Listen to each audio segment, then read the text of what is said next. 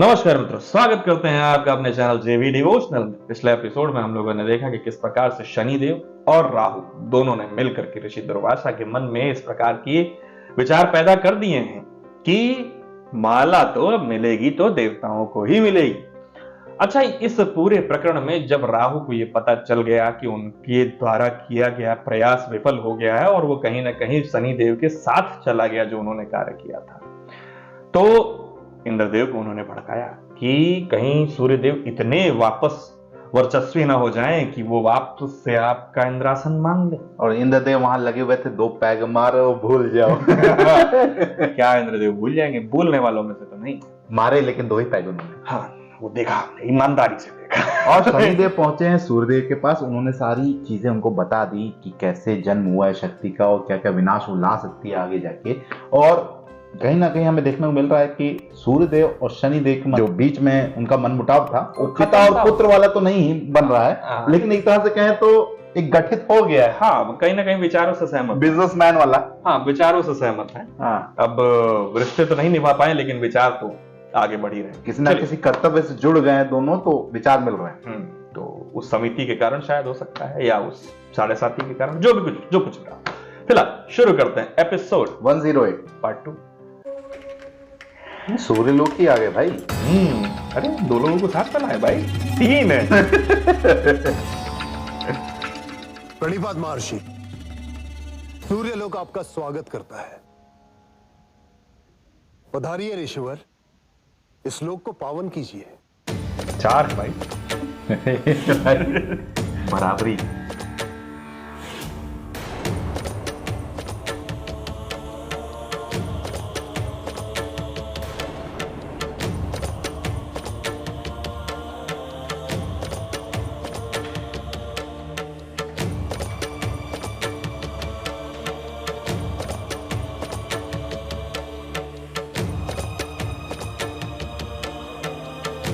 क्या निर्णय निकलेगा इसका?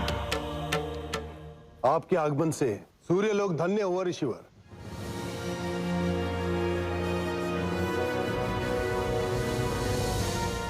आप जैसे अतिथि का स्वागत करके हम देवों का मान और गौरव बढ़ेगा ऋषिवर।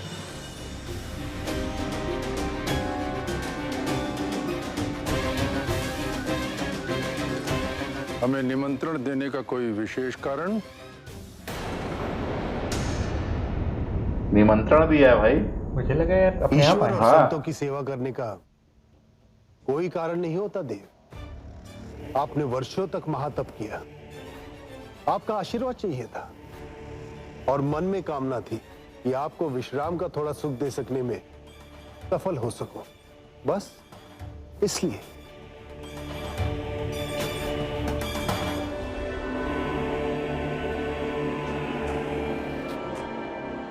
मेरे विचार में अब मैं उचित स्थान पर पहुंचा हूं।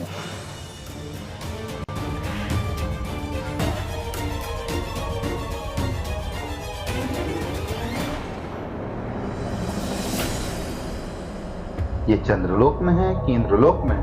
ये इंद्रलोक में। इस भाई इतना गुप्त अंधेरा। तमराज पुलिस वाला एरिया हो गया। हाँ, राहु बैठे का इंद्रासन पे? मुझे लगता है रहा भाई। रवि। इंद्रदेव राहु है भाई। एब्सेंस में बॉस की चेयर में बैठ गया है। देव वाली फीलिंग ले रहा है। नहीं, यदि इंद्रदेव होता तो क्या? देवराज होता।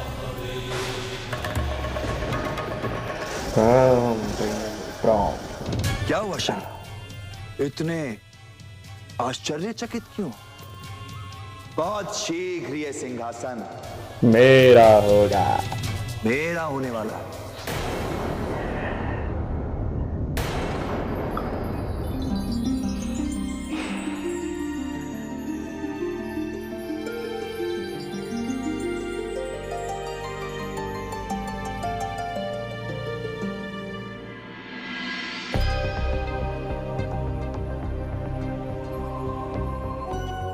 मैं सत्कार से प्रसन्न हुआ सूर्यदेव। यह दिव्य माला मेरे तप का फल है।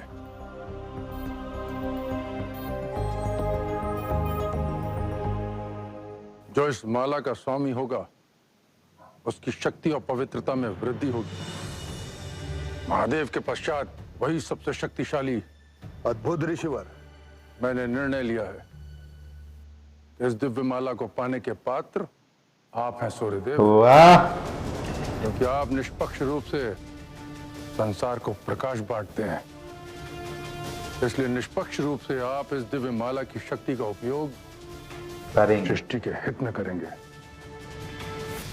और इस बार तुम कुछ नहीं कर पाओगे शनि, कुछ नहीं कर पाओगे रे। कुछ नहीं। देखो भाई, क्या होगा रे? मैं तुम्हें चिता रहा हूं राहु। तुम जो भी करने जा रहे हो उसका परिणाम बहुत ही भयंकर होगा।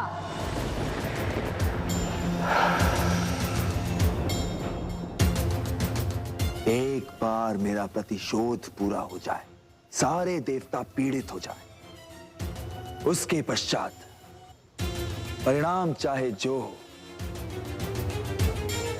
मुझे कोई चिंता नहीं। ये फीलिंग जो है ना, ये इमोशन देवराज इंद्र कहाँ है?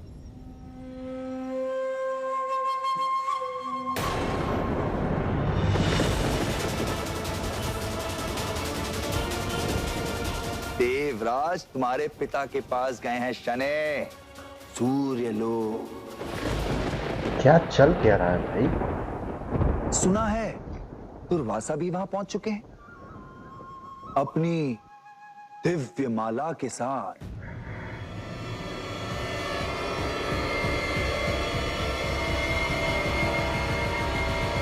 अद्भुत, अति सुंदर। गेट बात है, बोल दिया भाई।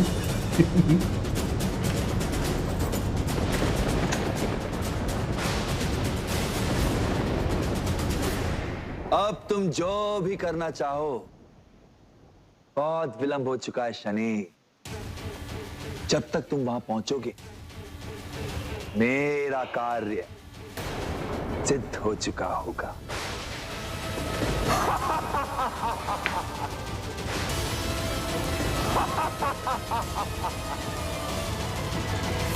मैं धन्य हुआ ऋषिवर, मैं धन्य हुआ भाई साहब, कि महर्षि दुर्वासा यहाँ पधारे हैं तो मैं स्वयं को रोक न सका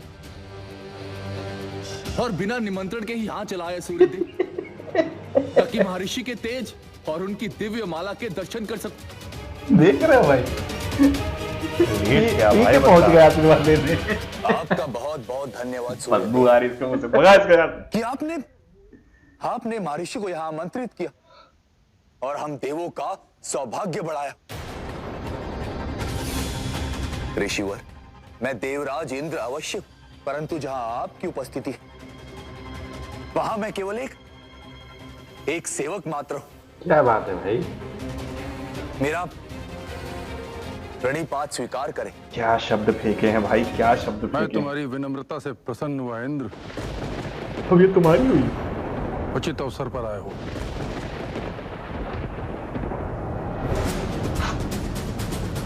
इसी में विवाद हो जाएगा आपस में देवों में।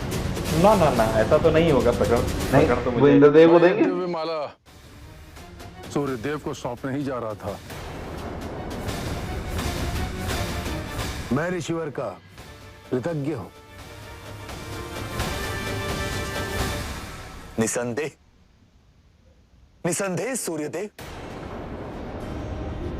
ऋषि दुर्वासा ये चमत्कारी माला आपको दे या मुझे, महत्वपूर्ण तो यही है ना कि ये माला हम देवों के लिए लाभकारी सिद्ध होगी।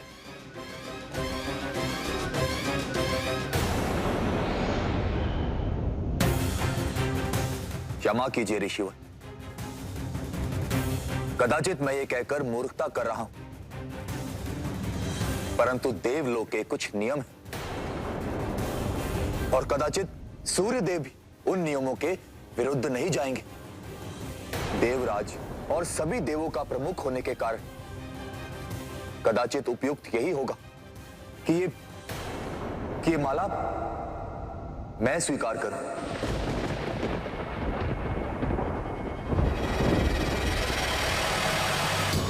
वो देवों मुझे लगा लालच देख के ना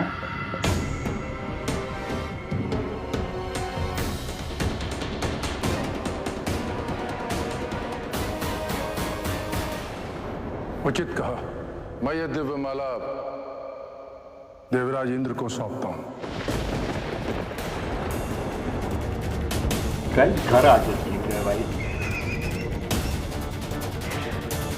शब्दों में शक्ति है। हाँ, इंद्रदेव की बुद्धिमत्ता का तो जवाब नहीं।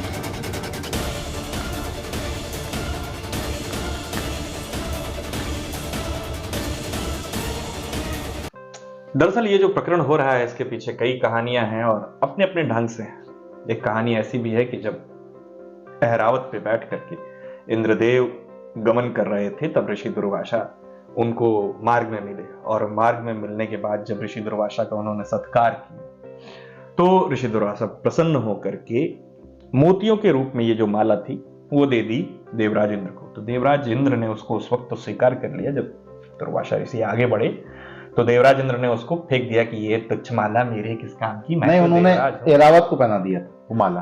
और दो ऐरावत मैं जो बता है, रहा हूं, दो हाँ, अलग-अलग कहानियां बहुत है इसमें। ऐरावत ने क्या किया कि उसको नीचे गिरा दिया। हाँ, तो इसमें पहली कहानी तो ये है कि जब उन्होंने कहा ये तुच्छ माला है, ये किसी काम की नहीं है, उन्होंने उस माला को उठा के फेंक दिया। और जब वो माला उन्होंने फेंक दी, ऋषि दुर्वासा ने वो पुनः देखा कि इन्होंने मेरी आशीर्वाद स्वरूप दी गई माला को फेंक दिया है, तो उन्होंने श्रीहीनता का श्राप जो है वो समस्त देवों को दिया। अच्छा, दूसरी तरफ जो कहानी थी वो ये थी कि जो मित्र ने बताई कि उन्होंने वो माला अपने गज को पहना दी और गज ने उस माला को उतार के वापस नीचे गिराया, उनके कदमों से वो टूट गई। और जब वो टूटी तो खंडन से ऋषि दुर्वासा को ज्ञात हुआ और उसके पश्चात उन्होंने फिर देवताओं को श्राप दे दिया। श्राप सेम था। तो और तीसरा प्रकरण जो अभी कहानी में हम लोग देख रहे हैं वो ये है कि कैसे किस प्रकार से चालाकी से इंद्रदेव उसको हथियाने का प्रयत्न कर, या यूं कह ले कि सूर्यदेव भी निमंत्रण देके हाँ, उन्होंने मतलब बुलाया, देखिए, सेवा सत्कार किया। देखिए बात ये है ना कि जब कोई ऐसी शक्ति जन्म लेती है तो हर कोई उसको अपने अपने ढंग से पाने का प्रयास करता है। वही मैंने कहा भी था। जैसे शनिदेव गए थे, जैसे राहु गए थे, जैसे सूर्यदेव ने अपना एक तरीका अपनाया और वो तरीका सक्सेसफुल था। कोई भलाई के लिए पाना चाहता है तो कोई बुराई के लिए पाना तो चाहते और कोई बलवान बनने के लिए कि हाँ मैं शक्तिशाली होऊंगा तो मैं राज करूंगा। अच्छा, यहाँ देखिए इस एपिसोड में आप देख रहे होंगे कि शब्दों में कितनी शक्ति होती है। किस प्रकार से सूर्यदेव ने नम्रता से उनको ऐसा विवश कर दिया कि वो देने को आतुर हो गए कि हाँ ये दिव्यमाला आप ले लीजिए। लेकिन उसी प्रकार से देवराज इंद्र पहुंच गए, उन्होंने भी उतनी नम्रता दिखाई, उससे ज्यादा ही दिखा दी। देवराज इंद्र का एक अच्छा सा डायलॉग मुझे भी बहुत अच्छे से याद है कि कहने को तो मैं देवराज हूं पर जहां ऋषि दुर्वासा हूं वहां मैं एक साधारण सेवक। वाह वाह वाह वाह वाह, आते ही लौट गए भाई। बड़ा अच्छा प्रकरण था। चला, क्या होगा आगे, कैसे किसको माला मिलेगी, कौन किस प्रकार से क्या करेगा उस किस माला प्रकार से इनको श्राप मिलेगा, क्योंकि हमने कथाओं में तो काफी सुना है अलग अलग कहानियां, इसमें क्या प्रस्तुत किया जाता है ये देखना पड़ेगा। चलिए फिलहाल इस एपिसोड को करते हैं समाप्त। शीघ्र ही मिलेंगे नए के साथ, तब तक के लिए राधे राधे।